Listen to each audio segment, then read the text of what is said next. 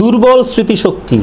যে ব্যক্তির চন্দ্র দুর্বল তার মনে রাখার সমস্যা হবে, তার যে কোনো তথ্য ধরে রাখার ক্ষেত্রে সমস্যা হবে। অতি সংবেদনশীলতা বা হাইপার সেন্সিটিভিটি। যে ব্যক্তির চন্দ্র দুর্বল সে তার নিজের সামান্যতম সমালোচনাও মেনে নিতে পারবে না। সামান্যতম সমালোচনাতেও তার মন আঘাতপ্রাপ্ত হবে। সে রুক্ষ, চুপচাপ বা একাকী হয়ে যাবে।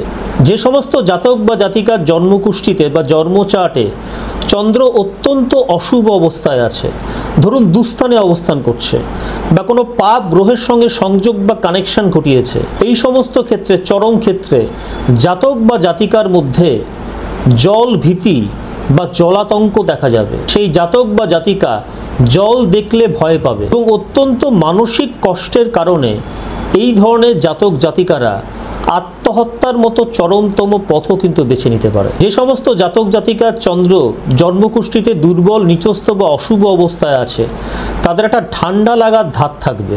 ঘন ঘন সর্দি কাশি, মাথা ব্যথা, ঠান্ডা লাগা, বাতের ব্যথা, শ্বাসকষ্টজনিত সমস্যা, অ্যাজমা, হাঁপানি এই ধরনের রোগে তারা প্রায় ভুগবে। যে সমস্ত ব্যক্তিদের জন্মচার্টে চন্দ্র দুর্বল, নিচস্থ বা অশুভ অবস্থায় আছে সেই সমস্ত ব্যক্তিদের দেখবেন ফুসফুস বা মূত্রাশয়ের একটা সমস্যা থাকবে।